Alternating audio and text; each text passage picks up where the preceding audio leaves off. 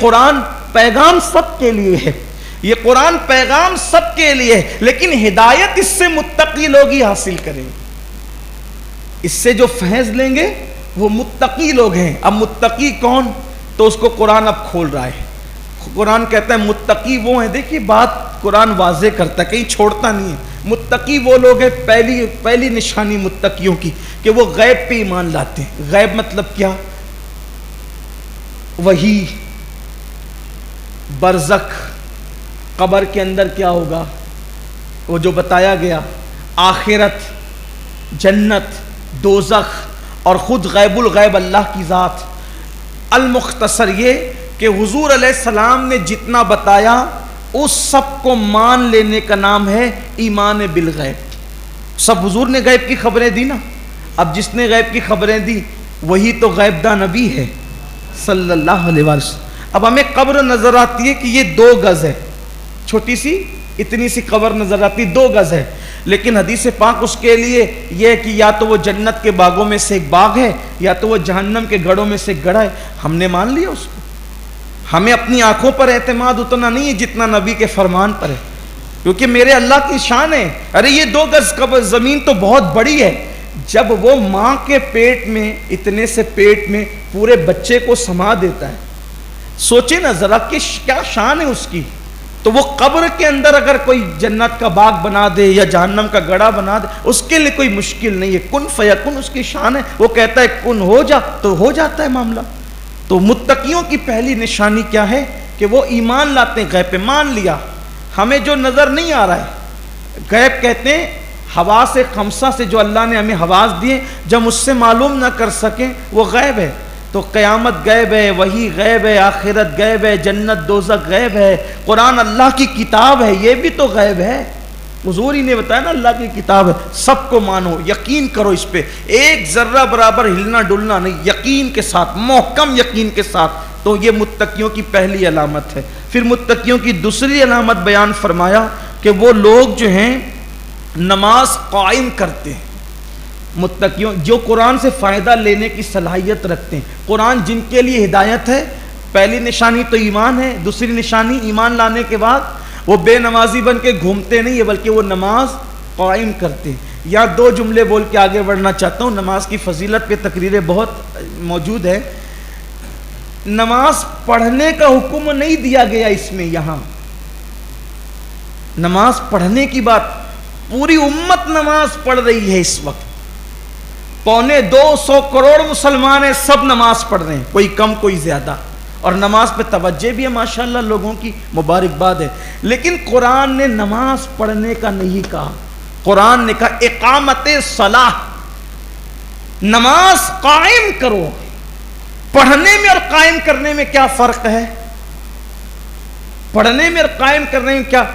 پڑھتے ہیں ہم، قائم کرنے والے، اقامت صلاح، اس کی تشریح میں مفسرین لکھتے ہیں اقامت صلاح کی پہلی شرط کہ جان بوجھ کر کبھی نماز چھوڑتا نہیں ہے، پہلی شرط۔ یعنی سر درد کر دیا، بخار آ گیا، نہیں، بیمار ہے، کتنا بھی بیمار ہے، کھڑا نہیں ہو سکتا، بیٹھ کے پڑھے گا، بیٹھ کے نہیں پڑھ سکتا، لیٹ کے پڑھے گا، اشارے سے پڑھے گا، لیکن جان بوجھ کے وہ نماز نہیں چھوڑے گا۔ اقامت صلاح پہلی چیز۔ دوسری بات، پھر اس اقامت صلاح میں ایسا نہیں کہ جیسے چاہو پڑھ لو۔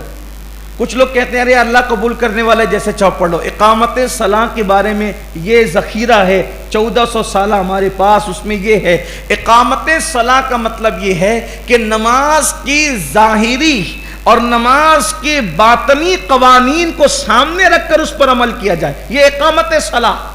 نماز پڑھ کے چھٹی نہیں ملے گی، نماز قائم کرو۔ اب ظاہری شرطیں کیا ہیں؟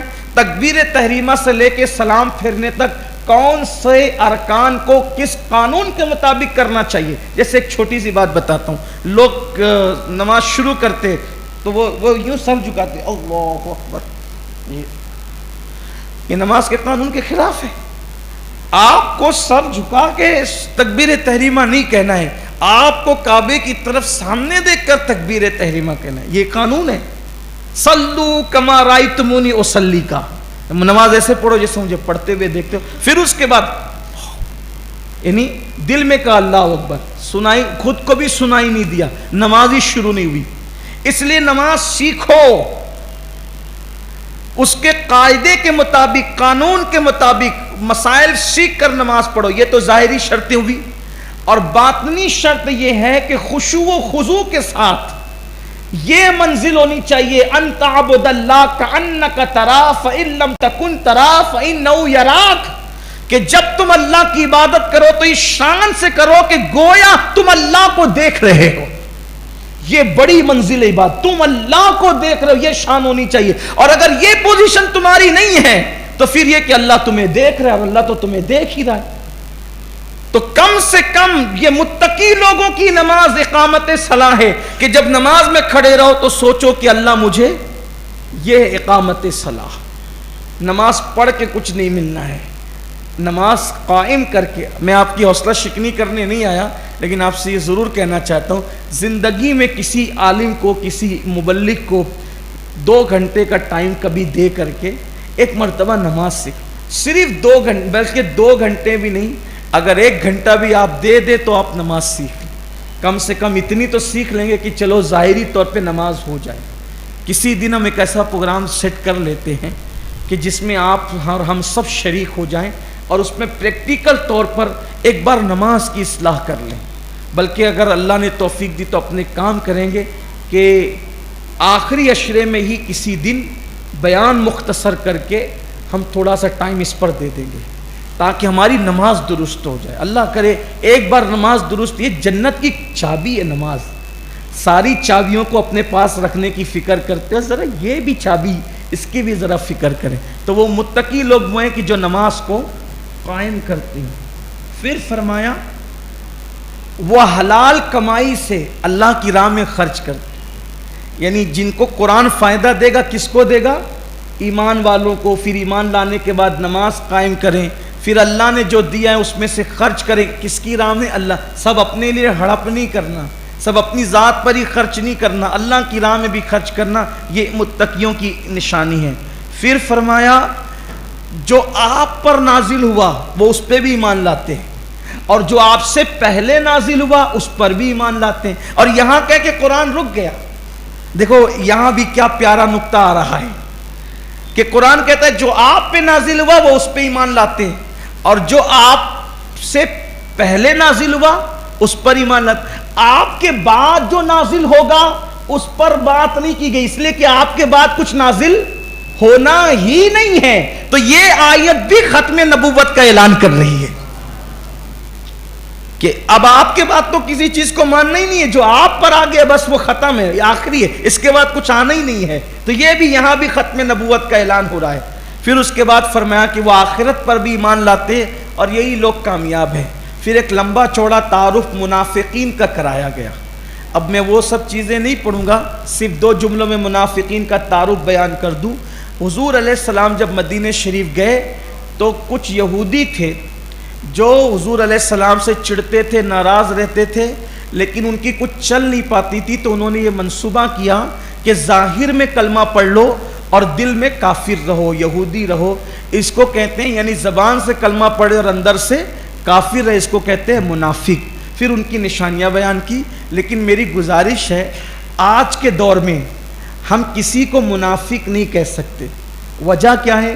اس لیے نہیں کہہ سکتے کہ زبان پہ کلمہ اور دل میں کفر ہے، تو ہمارے پاس دلیل کیا ہے کہ اس کے دل میں کفر ہے؟ ہم نے تو اس کا دل چیر کے دیکھا نہیں نا، تو اس لیے ہم کسی کو منافق کہنے میں بہت احتیاط سے کام لیں، کسی کو جلدی سے منافق نہ کہیں۔ ہاں معاذ اللہ اگر اس کی زبان پر کوئی ایسی چیز آ جائے کہ جو حضور علیہ السلام کی توہین و بے ادبی ہو، کلمہ بھی پڑھ رہا اور بے ادبی بھی کر رہا اور ہم اس کو سن لیں، تب اس کے منافق ہونے میں کوئی شک نہیں۔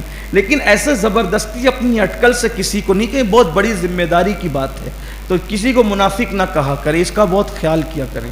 تو منافقین کی پھر وہ بیان کی گئی، اس کی صفات کو، ان کی صفات کو۔ پھر اس کے بعد قرآن کو جو اللہ کی کتاب نہیں مانتے تھے، انکار کرتے تھے، پھر ان کو اللہ نے چیلنج کیا کہ جو میں اپنے محبوب پر، اپنے بندے خاص پر یہ کتاب نازل کرتا ہوں، اگر تم یہ سوچتے ہو کہ یہ اللہ کی کتاب نہیں ہے، تمہیں اس میں کوئی جو ہے وہ تردد ہے، شک ہے، تو تم اس جیسی ایک صورت ہی لے آؤ اور تم ساری دنیا کے اپنے حامیوں کو جمع کر لو گے، تب بھی کوئی اس جیسی ایک صورت بنا کر نہیں لا سکتے۔ میں لوگوں کو یہی تو کہتا ہوں کہ لوگ اسلام کی حقانیت کو قرآن کے ذریعے سے سمجھیں۔ یہ جو ایسی اٹھ کر کے جو کیڑے مکوڑے اور سانپ بچھو اپنا پھن کھولتے ہیں، منہ کھولتے ہیں اور بکواس کرتے ہیں قرآن کے خلاف، پیغمبر اسلام کے خلاف، کیوں کرتے ہیں؟ ارے اسلام کو جھوٹا ثابت کرنا اگر چاہتے ہو، اگر تمہارے اندر دم خم ہے تو تمہارے لیے آسان سی بات ہے کہ جیسے ایک صورت لے آؤ۔ تمہارے لیے، تم کو تو لگتا ہے نا آسان سی بات، صورت لے آؤ، لیکن اس کو بھی قرآن کہہ چکا نہ لا سکو گے اور ہرگز نہ لا سکو گے۔ یہ بھی قرآن نے غیب کی خبر دے دی، لا ہی نہیں سکو گے، کتنی بھی اچھی عربی جان لو۔ اچھا وہ تو سب عربی لوگ تھے جن کو قرآن نے چیلنج کیا، وہ نہیں لا سکے تو جو اردو صحیح نہیں بول پاتے وہ کیا لا پائیں گے؟ جن کا تو پورا گزر بسر ہی جو ہے وہ سنسکرت پر اور پتہ نہیں کن کن زبانوں پر ہوتا ہے، وہ کیا لا سکیں گے بیچارے؟ اوقات ہی نہیں، حیثیت ہی نہیں ہے۔ قرآن کی وہ حقانیت ہے، اس جیسی کوئی صورت۔ بڑے بڑے عرب کے شاعر حیران تھے، جو آتا تھا، بلکہ ابو جہل چھپ کر قرآن سن رہا تھا ایک بار، بلکہ ایک بار تو ایسا ہو گیا کہ حضور قرآن پڑھتے، مکی دور تھا، تو وہ لوگ منہ پہ کمبل ڈال کر، چادریں ڈال کر کے چپکے سے سنتے تھے۔ اتفاق ایسا ہوا کہ ایک بار سب چپکے وہ سوچا تھا کہ میں اکیلا سن رہا ہوں، وہ سوچا تھا کہ میں اکیلا سن رہا ہوں، اور جب جانے لگے تو رستے میں سب ٹکرا گئے۔ ایسا ہوتا ہے نا، چوری سے کہیں جاتے ہیں تو سامنا ہو جاتا ہے تو کیا حالت ہوتی ہے نا۔ تو جب ایسا ہو جائے تو وہ ایک دوسرے سے ٹکرا گئے تو بڑے شرمندہ ہوئے، پوچھا تو کہاں سے آ رہا ہے، تو کہاں سے آ رہا ہے؟ اب تو چھپا نہیں سکتے تھے، تو کہا کہ وہ محمد عربی جو کلام پڑھتے وہ سن رہے تھے۔ تو آپس میں کہنے لگے سچ بتانا، کیا ایسا کلام کسی شاعر کا ہوتا ہے؟ کہا نہیں، یہ کوئی شاعر کا نہ کلام ہے، نہ کسی انسان کا ہے، نہ کسی جنات کا ہے، یہ کلام کسی ما فوق الفطرت ذات کا کلام ہے، یعنی یہ اللہ کا کلام۔ یہ بات ابو جہل نے ایک مرتبہ اکرمہ نے پوچھا، بھائی جو چھپ کے آپ قرآن سنتے ہیں محمد عربی سے، سچ بتانا کیا ہے؟ ابو جہل نے کہا تھا، بیٹا قرآن انسان کا کلام نہیں، جو محمد عربی پڑھتے۔ کہا بابا مان کیوں نہیں لیتے پھر؟ کہا بیٹا سب تو ان کے ہاتھ میں چلا گیا ہے، ان کے خاندان کے ہاتھ میں، ہمارے پاس جو تھوڑا موڑا اقتدار ہے، اگر مان لیں گے تو یہ بھی چلا جائے گا، صرف اقتدار کے لیے۔ پتہ چلا یہ قرآن کے بارے میں خلاف بکواسیں یوں ہی نہیں ہوتی، کہیں نہ کہیں اقتدار کی ہوس، کہیں نہ کہیں اپنے نام کی ہوس رہتی ہے، یہ سب چیزیں ہیں۔ لیکن قرآن تو قرآن ہے۔ 1450 سال بیت گئے، ایک حرف لوگ قرآن سے نہیں نکال سکے، بڑی بڑی ظالم حکومتیں آئی، کیسے کیسے لوگ آئے قرآن۔ لیکن مجھے بس شکایت ہے تو اتنی کہ کوئی کچھ کر نہیں سکتا، صرف مسلمان اگر قرآن کا دامن مضبوطی سے پکڑ۔ قرآن کیا کہتا ہے، قرآن کو پڑھو، کنز الایمان شریف روزانہ پڑھو، ایک ہی رکوع پڑھو، ایک رکوع نہیں 3 ہی آیت پڑھو، اس کو ترجمے کے ساتھ، تفسیر کے ساتھ پڑھو۔ نہیں سمجھ میں آتا ڈائری میں نوٹ کر لو، اپنے علماء سے پوچھو، نہیں کوئی ملتا ہے تو آپ کا خادم موجود ہے، آپ میرے پاس آ جاؤ، مجھے جو ٹوٹی پھوٹی میں نے اپنے بزرگوں سے سنا ہے وہ آپ کو سمجھانے کی کوشش کروں گا، میرے سمجھ میں نہیں آئے گا اپنے اساتذہ سے پوچھ کر بتاؤں گا۔ لیکن قرآن کے قریب آؤ، قرآن وہ ڈاکٹر اقبال کو دیکھیں، ڈاکٹر اقبال کی شاعری کے اندر جو غضب کا تفکر ہے، فکر ہے، انقلابیت ہے، چاشنی ہے، کیا ہے؟ قرآن کی برکت۔ کہتے ہیں ڈاکٹر اقبال کے بارے میں لوگ کہ جب وہ قرآن پڑھتے تھے رات کو تو اتنے آنسو ٹپکتے تھے قرآن پر کہ صبح کو وہ جو قرآن کی تلاوت کرتے تھے اس مصحف کو صبح کی دھوپ میں سکھانے کے لیے رکھنا پڑتا تھا، اس شان سے وہ قرآن پڑھتے تھے۔ قرآن کی شان ہے، جو قرآن کے قریب آیا اللہ نے اس کو نواز دیا۔ فرمایا گیا قرآن زمین کے اوپر اللہ کا ہاتھ ہے، جو اللہ تعالیٰ کے قریب ہونا چاہے وہ قرآن کی رسی کو تھام لے۔ قرآن بڑی عظیم چیز ہے۔ تو پھر اس کے بعد حضرت آدم علیہ السلام کا واقعہ آتا ہے، میں پچھلے سالوں میں اس کو بیان کر چکا، اب اس کی طرف میں نہیں جاؤں گا، اگر آپ کو سننا ہے تو آپ پچھلے سالوں کی طرف رجوع کریں۔ آدم علیہ السلام کی پیدائش کا ذکر اس میں تفصیل سے کیا گیا، یہاں صرف جو ہمارے نوجوان تاریخ اور سائنس پڑھتے ہیں ان کے لیے صرف ایک اشارہ دینا چاہتا ہوں۔ آدم علیہ السلام کا واقعہ بیان کرنے جو قرآن نے کیا ہے اس سے ہمیں پتہ چلتا ہے یہ جو لوگ کہتے ہیں نا کہ انسان بندر تھا پہلے، تو وہ ہوگا کوئی تمہارا باپ دادا جو بندر تھا. ہم جس کی اولاد آدم علیہ السلام کی، وہ اللہ کا پیغمبر ہے، اور آدم اتنے ہی خوبصورت تھے جتنے دوسرے انبیاء خوبصورت تھے. آدم علیہ السلام کا حسن دوسرے انبیاء سے کوئی کم نہیں تھا. تو یہ پہلے آدمی بندر تھا اور اب انسان ہو گیا. ہماری کوئی ایسا عقیدہ نہیں ہے. ہمارا پہلا انسان اور ہمارا اللہ کا نبی ہے اور آدم علیہ السلام ہے، اور اللہ نے بڑی شان سے ان کو اپنے دست قدرت سے پیدا فرمایا. پھر اس کے بعد وہ ابلیس کا تذکرہ بھی اس میں آیا ہے، اس کے تکبر کا، اس کے گھمنڈ کا، اس کو جہنم سے اس کو جنت سے نکال کر جہنم کی طرف پھینکنے کا بھی تذکرہ کیا گیا، اس کی گمراہی کا، اس کے کفر کا تذکرہ کیا گیا. اور ہمیں بتایا گیا کسی سے جلو مت، کسی سے حسد مت کرو، گھمنڈ مت کرو، تکبر مت کرو، ورنہ فرشتوں کی صف میں رہنے والا ابلیس آدم علیہ السلام سے حسد کر کے، جلن کر کے، گھمنڈ کر کے اپنے علم پر جنت سے نکال کے پھینک دیا گیا. اس لیے کسی کی ترقی دیکھ کے، کسی کے اچھے دن دیکھ کے، کسی کی عزت دیکھ کے جلنا نہیں، حسد نہیں کرنا، یہ ہمیں قرآن بتا رہا ہے. پھر اس کے بعد اللہ تعالیٰ نے حضرت موسیٰ علیہ السلام کے دور کا ایک واقعہ بیان فرمایا. وہ واقعہ بھی پورا نہیں بتائیں گے، اس سے اشارہ دیں گے، وقت ہمارا ہو چلا ہے. اور اس لیے کہ ابھی ہماری یہ تفسیر کی محفل ختم ہوگی تو اوپر کے منزلے پر دوسری تراویح شروع ہوگی. جو لوگ پہلی تراویح نہیں پڑھتے ہیں ان کے لیے دوسری تراویح کا اہتمام ہے، تو اوپر کے منزلے پہ شروع ہوگی، تو ہمیں وقت کی پابندی کرنا ہوگا. ہوا یہ موسیٰ علیہ السلام کے دور میں کہ ایک بھتیجے نے اپنے چچا کو اس کا مال حاصل کرنے کے لیے اس کو قتل کر دیا. اور قتل جو کر دیا تو قتل کرنے کے بعد وہ جس محلے سے ان کی انبن چلتی تھی وہ لاش اٹھا کر کے اس محلے میں لے جا کر کے ڈال دیا. اور پھر خود ہی شور کرنے لگا کہ میرا چچا مر گیا، میرا چچا مر گیا. اب جس محلے میں لاش ملی الزام انہی پر آیا. پورے قبیلے والوں نے کہا انہوں نے قتل کیا. تو یہ سب مل کر حضرت موسیٰ علیہ السلام کے پاس آئے. اب یہ واقعہ تو چونکہ مکے والوں کو پتہ نہیں تھا، یہ واقعہ تو یہودیوں کو صرف معلوم تھا، خاندان سے جو سینہ بسینہ جو آیا تھا علم. لیکن یہ واقعہ حضور بیان کر رہے ہیں تو ظاہر سی بات ہے حضور علیہ السلام کسی کے پاس پڑھنے نہیں گئے تھے. حضور علیہ السلام کا کوئی انسانوں میں کوئی حضور کا استاد نہیں تھا. اب حضور کسی کے پاس پڑھنے نہیں گئے، کسی کے پاس تعلیم حاصل کرنے نہیں گئے. حضور علیہ السلام نے کسی کی صحبت یعنی کسی علم والے کی صحبت اختیار نہیں فرمائی. اور حضور علیہ السلام ایک ایک تفصیل کے ساتھ یہ سب واقعات بیان کرتے تھے تو یہودی حیران رہتے تھے. لیکن ان میں جو حق پرست لوگ تھے کہتے تھے یہ وہی ہے جس کا ذکر توریت میں ہے، تو وہ ایمان لے آتے تھے. جو ہٹ دھرم تھے وہ ہٹ دھرم تھے.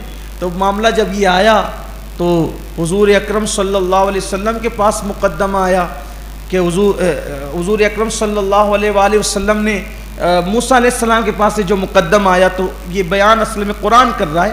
حضور اکرم صلی اللہ علیہ وسلم سے اس متعلق سوال کیا گیا تھا، اور اس میں ایک طرف اشارہ یہ بھی تھا کہ مرنے کے بعد اللہ اپنے بندوں کو کیسے زندہ فرمائے گا، اس میں ایک اشارہ یہ بھی ہے. تو موسیٰ علیہ السلام کے پاس لوگ آئے مقدمہ لے کر، تو آپ نے اللہ سے پوچھا کہ اللہ یہ معاملہ کیا ہے، یہ کیا جواب دیا جائے اس پر. تو اللہ تعالیٰ نے بیان فرمایا کہ ان سے کہو کہ یہ گائے ذبح کرے، اور گائے ذبح کر کے اس کو مردے پر اس کے دم کا حصہ ٹچ کر دے تو یہ زندہ ہو کے خود ہی بتا دے گا کہ اس کو کس نے مارا. اب بنی اسرائیل مطلب بہت زیادہ اجٹ، بڑی بدماش قوم، یعنی ان کو بحث مباحثے فتنے فساد میں بہت مزہ آتا. تو انہوں نے موسیٰ علیہ السلام سے کہا کہ آپ تو ہمارے ساتھ مذاق کر رہے ہیں، معاذ اللہ. تو آپ نے کہا کہ کیا میں معاذ اللہ جاہل ہوں جو مذاق کروں گا تمہارے ساتھ؟ یہ کوئی مذاق کرنے کی بات ہے؟ پھر انہوں نے کیا کیا، اس میں ہمیں بہت سبق ہے. دیکھیے میں نے کہا تھا کہ واقعہ مجھے نہیں بیان کرنا ہے، لیکن ایسا لگتا ہے کہ میں شاید اس طرف چل پڑا ہوں، تو ہمارے لیے بھی بڑی عبرت کی بات ہے اس میں. تو انہوں نے کہا اچھا یہ بتاؤ کہ وہ گائے کا کلر کیسا ہوگا. پھر موسیٰ علیہ السلام نے پوچھا تو اللہ نے کلر بتایا. کہا اس کی عمر کیا ہوگی، عمر بھی بتائی. پھر اس کے بعد یہ وہ جتنا پوچھتے رہے اتنا پھنستے رہے، جتنا پوچھتے رہے اتنا پھنستے رہے. آخری میں کہا قیمت کیا ہونی چاہیے. آخری میں کہا قیمت کیا ہونی چاہیے؟ تو کہا کہ جو گائے ذبح کرو گے اس کے چمڑا بھر کے سونا اس کی قیمت دینی پڑے گی. یہ کہا قیمت یہ ٹھہری. اور اتفاق یہاں پر اس پر چونکہ آج قرآن مقدس میں ماں باپ کے ساتھ حسن سلوک کا بھی اور فرما برداری کا بھی ذکر آیا ہے تو یہاں وہ بات بھی آ جاتی ہے.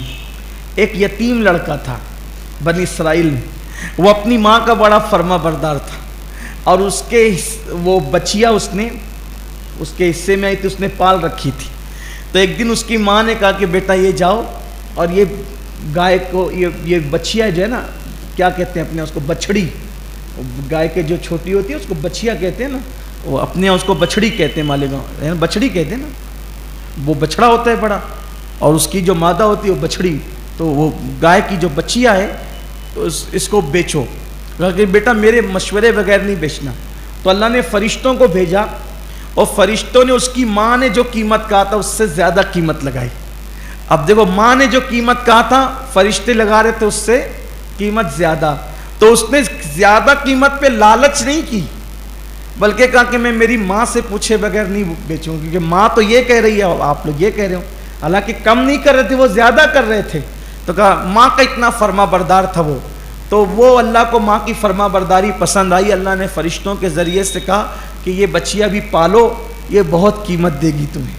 تو پھر تو وہی جو انہوں نے پوچھا نا, جب نشانی کیا ہوگی, عمر کیا ہوگی, کلر کیا ہوگا, تو وہی ساری جو اس بچڑی کے اندر, پھر وہ بچڑی تو بڑی ہو کر گائے بن چکی تھی تو وہ جوان ہو گئی تھی, تو پھر وہ ساری نشانی بتائی. اور جب انہوں نے قیمت پوچھی تو اللہ نے فرمایا کہ ان سے کہو اب چمڑا بھر کے سونا دو. تو ایک تو یہ کہ ان کو ان کے منہ چلانے کی سزا ملی. اگر نبی نے پہلی بار ان کو کہہ دیا تھا نا کہ گائے ذبح کر کے ٹچ کر دو, تو یہ کوئی بھی گائے کہیں سے بھی لاتے تھے, ذبح کرتے تھے تو ان کا کام ہو جاتا تھا. لیکن یہ زیادہ بکراتی کرنے میں اور سوالات زیادہ کرنے میں ان کے یہ پھنستے چلے گئے. آج کل کے نوجوانوں کا بھی یہی حال ہے کہ یہ ایسا کیوں, وہ ویسا کیوں, وہ زیادہ اس کے اندر جو ہے نا وہ کریدنے کی کوشش کرتے ہیں. تو کسی بھی چیز کو ایک حد تک ہی رکھو, بہت زیادہ وہ کریدنے جاؤ گے نا تو کچھ نہیں کر سکو گے. جیسے ایک مرتبہ ایک سفر میں ایک صاحب میرے ساتھ ہو گئے. اب ایک بندے کے یہاں دعوت تھی کھانے کی, تو دعوت میں پہنچے. اب وہ صحیح العقیدہ نیک آدمی, نمازی آدمی, تو مجھ سے کہتے ہیں ان سے پوچھو کہ یہ جو ذبیحہ ہے وہ مسلمان صحیح العقیدہ کے ہاتھ کا ہے کہ نہیں. میں نے کہا تم پوچھو, میرے لیے اتنا کافی ہے کہ میں ایک سنی صحیح العقیدہ کی یہاں دعوت میں جا رہا ہوں, وہ پڑھا لکھا آدمی ہے اور وہ محتاط آدمی ہے, تو یہاں کریدنے کی ضرورت کیا ہے. وہ تو میں نے کہا تم ہی پوچھو. تو انہوں نے پوچھا تو اس نے کہا نہیں میں اس کو جانتا ہوں. میں نے کہا کہ اب میں آپ سے دوسرا سوال کرتا ہوں کہ جب یہ ذبح کر رہا تھا تو اس نے بسم اللہ زور سے پڑھی تھی کہ دھیرے پڑھی تھی, یہ بتاؤ انہیں. کہا نہیں یہ تو مجھے نہیں پتا. میں نے کہا پھر ان سے کہو یہ نہ کھائیں, اس لیے کہ کریدنے مت بیٹھو. اللہ رسول نے کریدنے کی اجازت نہیں دی. جتنی چیز ہمیں کہیے اتنا کرو. ہاں اگر کوئی ایسے ملک میں آپ پہنچ گئے جہاں آپ کو ایسا لگتا ہے کہ کافروں کی اکثریت ہے, صحیح العقیدہ مسلمان نہیں, وہاں تحقیق کیجئے. آپ مسلمانوں کے گھر میں بھی لوگوں کو یوں تکلیف پہنچائیں گے؟ غیبت کرنے کے لیے تو آپ تھکتے نہیں ہو. ایک جناب کو میں نے دیکھا کہ وہ دھندا کرتے ہیں سود کا, پکڑے بھی گئے بعد میں, اور وہ جیب میں کٹورا لے کر کے پھرتے رہے کہ میں جو ہے وہ ہوٹل کے کپ میں چائے نہیں پیتا. تو میں نے کہا پھر ہوٹل کی چائے کیوں پیتے ہو, گھر کی پیو. یہ لنگڑا لولا کہاں سے تم نے تقوی اختیار, یہ تقوی کو لقوہ کہاں ہے تمہارا, یہ کوئی بات ہوئی؟ تو یہ ساری چیزیں نہ کرو. جتنا حضور نے کیا ہے واللہ وہی تقوی ہے, اس سے زیادہ جو بڑھے گا وہ خرافات میں پڑے گا. اور حضور نے کیا کیا سنو, حضور نے کیا کیا. امام اہل سنت نے اس کو لکھا فتاوی رضویہ شریف کے. ایک سفر میں اللہ کے رسول علیہ السلام ہے, حضور کو وضو کرنا ہے. دیکھو یہ جو نوجوانوں سے خاص توجہ چاہتا ہوں, یہ جو کریدتے ہیں نا, کریدنے والوں کو کہہ رہا ہوں دین آسان ہے. الدین یسر, دین آسان، اسے مشکل نہ بنا. بشرو ولا تنفرو یسرو ولا تعسرو، خوشخبری سناؤ، لوگوں کو نفرت مت دلاؤ، آسانی بتاؤ، مشکل میں مت ڈالو. معاذ اللہ یہ بھی نہیں کہ آسانی کے چکر میں حرام کام کریں، یہ بھی نہیں کہتا، افراط و تفریط نہیں. درود شریف پڑھ. الصلاۃ والسلام علیک یا رسول اللہ وعلی آلک و اصحابک یا حبیب اللہ صلی اللہ علیہ وسلم. سفر میں حضور علیہ السلام وضو کرنا ہے، نماز کا وقت ہو گیا، ایک پانی دیکھا اللہ کے رسول علیہ السلام، پانی جمع ہوا دیکھا، اور وہ پانی دیکھ کر کے ساتھ میں فاروق اعظم بھی تھے، حضور وضو کے لیے چلے تو فاروق اعظم نے، ایک شخص وہاں موجود تھا، وہ شاید وہیں کا رہنے والا تھا، اس سے پوچھا ارے پہلے یہ بتاؤ کہ یہ یہاں درندے پانی پینے کے لیے آتے ہیں کہ نہیں آتے؟ اس سے پہلے کہ وہ وہاں کا آدمی بولتا، حضور نے کہا چپ رہو، مت بتاؤ، کچھ مت بتاؤ. پھر فاروق اعظم سے فرمایا عمر جب یہ معاملہ تمہاری نظر سے چھپا ہوا ہے تو اس میں قریت کر، تحقیق کر کے مشقت میں کیوں پڑتے ہو؟ جب تمہیں معلوم نہیں ہے تو یہ پانی تمہارے لیے پاک ہے، اور جب تمہارے لیے پاک ہے تو تم اس سے وضو کر سکتے ہو. اس لیے پوچھ کر کے اپنے لیے مصیبت کھڑی مت کرو، مشقت میں مت ڈالو. یہ ہے اسلام کی روش، یہ ہے، اسی پر چلو، قریدو نہیں کسی چیز. ہاں جتنا اسلام کہتا ہے تحقیق کا بالکل کیجئے تحقیق. جیسے کچھ لوگ اتنے بے باک ہیں معاذ اللہ کہ جن چیزوں کے اندر حرام چیزیں ملی کھا رہے ہیں لوگ، بھی حرام چیزیں پی رہے ہیں، حرام چیزیں استعمال کر رہے ہیں. لیکن اب کسی اخبار میں آ گیا یہ بسکٹ میں سور کی چربی ملی ہوئی ہے، اب وہ پورے لوگ پڑ گئے نہیں یہ بسکٹ نہیں کھانا، اس دوا کے اندر یہ سور کی چربی ملی ہوئی ہے. ایسے اخبار کی رپورٹ سے کوئی بسکٹ حرام نہیں ہوتا. ایسے یوٹیوب چینل پر کوئی بھی اٹھ کر کے منہ سے بول دے تو یہ اس میں سور کی چربی ہے، ایسے حرام نہیں ہوتا. آپ نے اپنی نگاہ سے دیکھا، آنکھ سے دیکھا، دیکھیں علماء کی تحقیق دیکھیں. اس کے لیے قطعی کسی چیز کو حرام کہنے کے لیے قطعی اور یقینی ثبوت کی ضرورت ہے. ایسے کسی کے کہنے سے کسی نے چھاپ دیا اخبار میں اس میں یہ ہے، اس میں آپ نے بسکٹ کھانا، آپ نہیں کھا رہے ہیں، آپ کا تقوی ہے، چھوڑ دیا آپ نے شک کی وجہ سے، شک والی چیز کو چھوڑ دینا تقوی ہے. لیکن جو کھا رہے ہیں آپ ان کے بارے میں کہتے ہیں کہ تو سور کی چربی کھا رہے ہیں، آپ مسلمان پہ بہتان لگا رہے ہیں. ایسا نہیں ہے، کسی کے بھی کچھ کہہ دینے سے کچھ نہیں ہوتا. اللہ تعالی ہمیں توفیق عطا فرمائے. پھر آگے بہت سارے واقعات آئے ہیں اور بھی بہت ساری چیزیں کہی ہوئی ہیں. اب ہمارا وقت مکمل ہوا. اللہ تعالی ہم سب کو توفیق عطا فرمائے. ہاں بول. ہاں ایک سوال یہ کسی اوپر 11 بجے میں نے بتا دیا ابھی کہ جماعت ہوگی انشاءاللہ، اوپر جانا ہے اور جنہیں دوسری تراویح پڑھنا ہے. سوال کیا گیا تراویح کی نیت کے حوالے سے، تو جس نے پوچھا ہے تو تراویح کی نیت آپ 2 رکعت کریں، 2 رکعت کریں، ہر مرتبہ نیت کریں. نیت کی میں نے 2 رکعت سنت تراویح واسطے اللہ کے، منہ میرا طرف کعبہ شریف کے پیچھے سے امام کے. اللہ اکبر زبان سے نہ کہہ سکیں، صرف ہر مرتبہ دل میں اتنا خیال کر لیں اللہ میں تیرے لیے امام کے پیچھے سنت تراویح پڑھ رہا ہوں، یہ نیت کر لیں. اس لیے کہ نیت جو ہے وہ دل کے ارادے کا نام ہے، زبان سے کہہ لینا افضل ہے. اللہ توفیق دے. گفتگو کے درمیان کوئی غلطی ہو تو اللہ معاف فرمائے. الفاتحہ.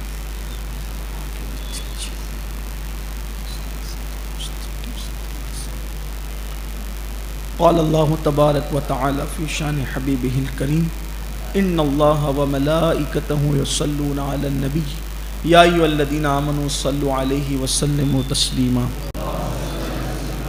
اللہم صل علی سیدنا مولانا محمد معدن الجود والکرم وآلہ الکرام اجمعین. صلاۃ و سلام علیک یا جد الحسن والحسین